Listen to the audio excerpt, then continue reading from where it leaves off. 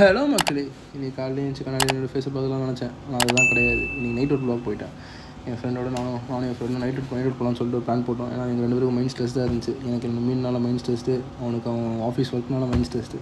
So 2 mind ஸ்ட்ரெஸ்ஸும் சேர்ந்தா ஒரு mind stress avoid பண்ணுறதுக்காக நைட் அவுட் போகலான்னு சொல்லிட்டு நாங்கள் எங்கள் ஃப்ரெண்டோட ஆஃபீஸ் போயிட்டோம். ஆனால் அவன் நைட் அவுட்டு, அவன் நைட் ஷிஃப்ட்டு, டங்கு லோலாது.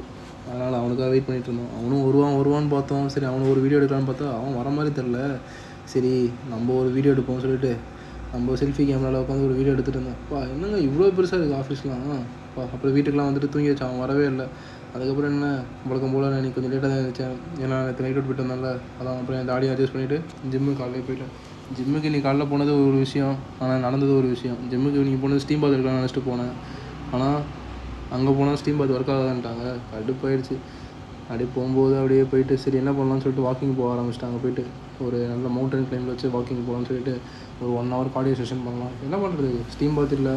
சரி, வந்ததுக்கு கார்டியோவாவது பண்ணலாம் அப்படின்னு நினச்சிட்டு. ஆனால் இன்னொன்று, நான் ஒர்க் அவுட் பண்ணலான்னு நினச்சேன். ஆனால் நைட் இன்னொரு வேலை வந்துருச்சு. உங்களுக்கே தெரியும் அடுத்தடுத்த கம்மிங் வீடியோஸில்.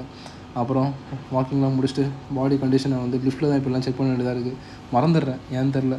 இதான் இன்னொரு வாக் சொன்னல, இதான் ஃப்ரெண்ட்ஸ்லாம் சேர்ந்து ட்ரீட் போகலான்னு சொன்னாங்க. சரி வாங்க ட்ரீட் கொடுங்க அப்படின்னு. சரி ஓகே வாங்க ட்ரீட் போகலாம் அப்படின்னு சொல்லிட்டு ஒரு கடைக்கு போய்ட்டு பக்கெட் பிரியாணி ஃபஸ்ட்டு வாங்கிட்டோம். செம அல்டிமேட் டேஸ்ட் அந்த பக்கெட் பிரியாணி. உண்மையிலே சொல்கிறேன், ஒர்த் ஃபார் மணி. செம்ம இது நல்லா. இதுதான் கிச்சன், அவங்களோட கிச்சன் கூட பெய்ட் ப்ரொமோஷன்லாம் கிடையாது. பார்த்தவங்களுக்கே தெரியும்.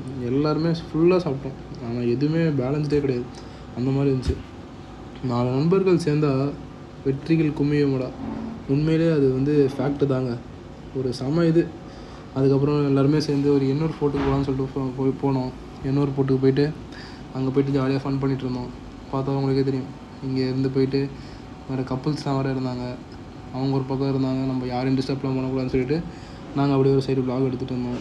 எடுத்துகிட்டு கீழே எல்லாம் தண்ணியில் விளையாடிட்டு இருந்தானுங்க. பார்த்தா அவங்களுக்கே தெரியும், அப்படியே ஃபன்னாக இருந்துச்சு. இதெல்லாம் நாங்கள் ஒரு 1 year ஆகிடுச்சுங்க நாங்கள் எல்லாம் சேர்ந்து ஒரு இதுக்கு மாதிரி இந்த மாதிரி போனது.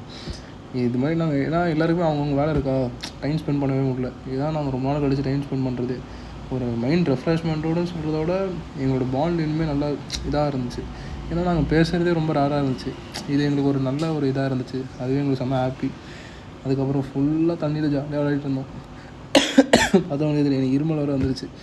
அதுக்கப்புறம் என்ன டிராஃபிக், செம்ம டிராஃபிக்கு. அதுக்கப்புறம் என் ஃப்ரெண்டு வர என்னை வளைச்சி எடுத்துகிட்டு இருந்தான். கூலி பாட்டு வர போட்டுட்டு இருந்தாங்களா. சரி, நம்மளும் அப்படியே நம்ம டிரைவிங் ஸ்கில்ஸை காட்டுவோம். அது நம்ம தலைவர் ரஜினி மாதிரி அப்படியே மாசாக ஓட்டிகிட்டு போகலான்னு சொல்லிட்டு அந்த பாட்டுக்கும் நம்ம வைப்பை ஏற்றிட்டு அப்படியே கண்ணாடி ஏன் போடணுன்னு நினைக்காதீங்க. கண்ணாடியில் ஃபுல்லாக மண், அங்கே துடைக்கிறது கூட துணி இல்லை. சரி, அதான் அதை போடல. இல்லாட்டி கண்ணாடி போட்டிருப்பேன். நம்மளோட டிராஃபிக்கில் அதெல்லாம் தாண்டி வீட்டுக்கு வந்துட்டு நம்ம ஃபிஷ்ஷையும் பார்த்தாச்சு. ஃபிஷ்ஷையும் பார்த்துட்டு அது ஒரு மனசு கஷ்டமாக இருந்துச்சு.